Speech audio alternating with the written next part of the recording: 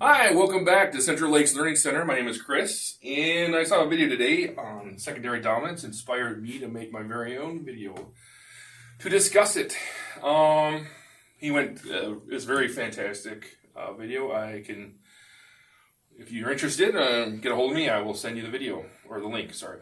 Anyway, we're going to talk about dominance,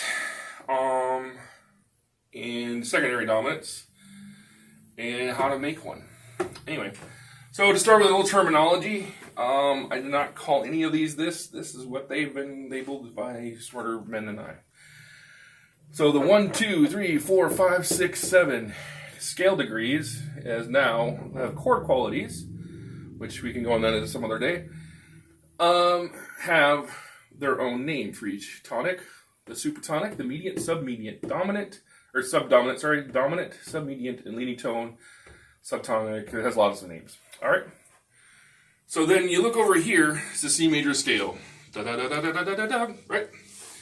So now you go to the 5 chord, 1 to the 5, right? And that is kind of your 1 to the 5 to the 1. That dominant movement, the tritone, right? That movement really makes everybody happy. Makes you feel like you're at home, you know.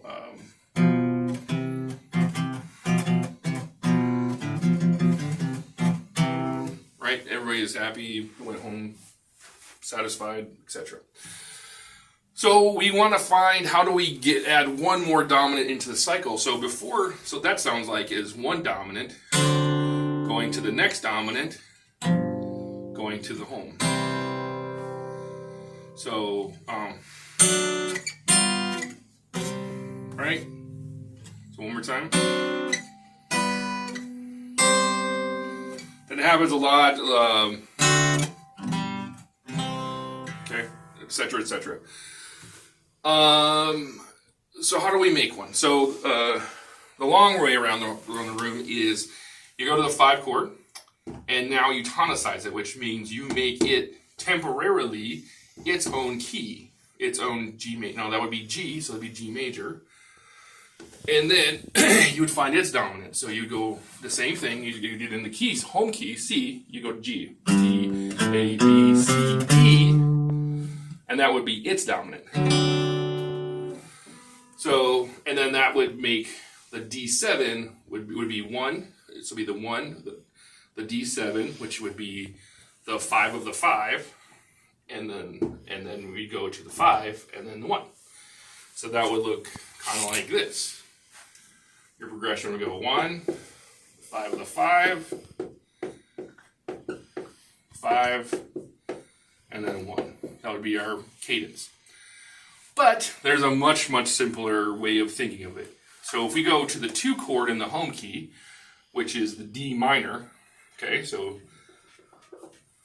you go 1, 2, but you make it major with the 7, which is now that makes it the 5 of the 5, and then you go to the dominant, and then the 1.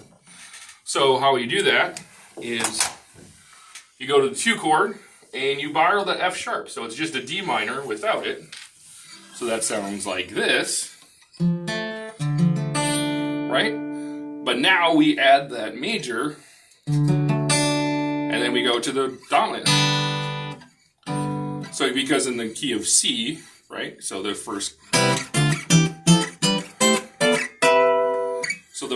second chord is a minor 7.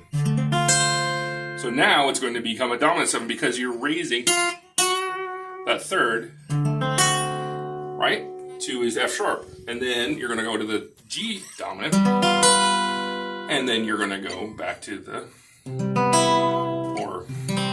right, back to the 1. Okay? So simplified, that is what that looks like. But now there's actually 3 ways of looking at it, but I kind of lump these 2 together. Is the diatonic secondary dominant.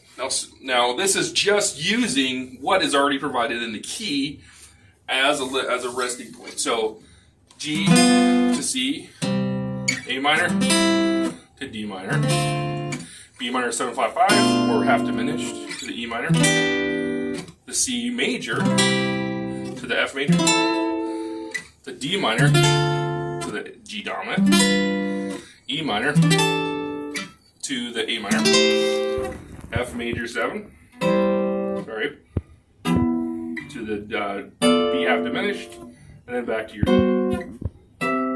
B. So you're borrowing just the key.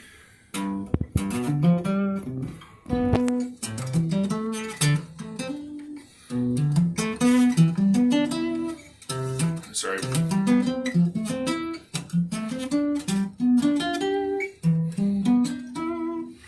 Sorry.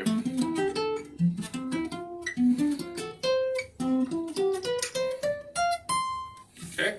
And that sounds beautiful. A lot of people do it. It sounds lovely. Now, there's a parallel or relative secondary dominant where you're borrowing chords from other keys and you're tonicizing each individual scale degree.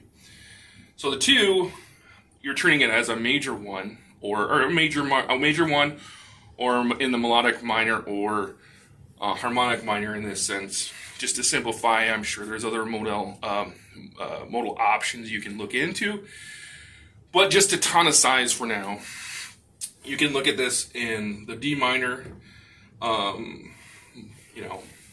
major, harmonic minor, melodic, or harmonic minor, melodic minor. Okay, so the 5 chord automatically gets turned into a major, whatever.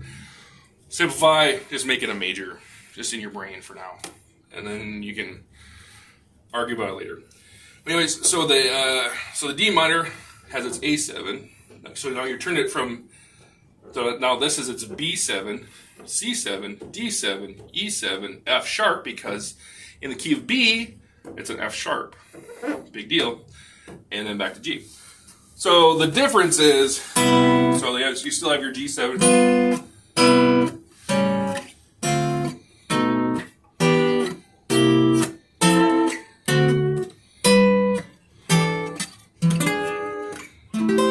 Then here's your big.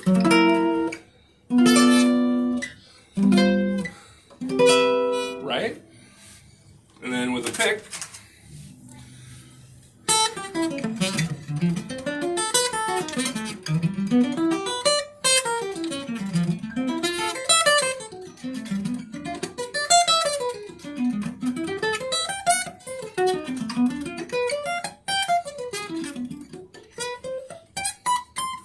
Okay?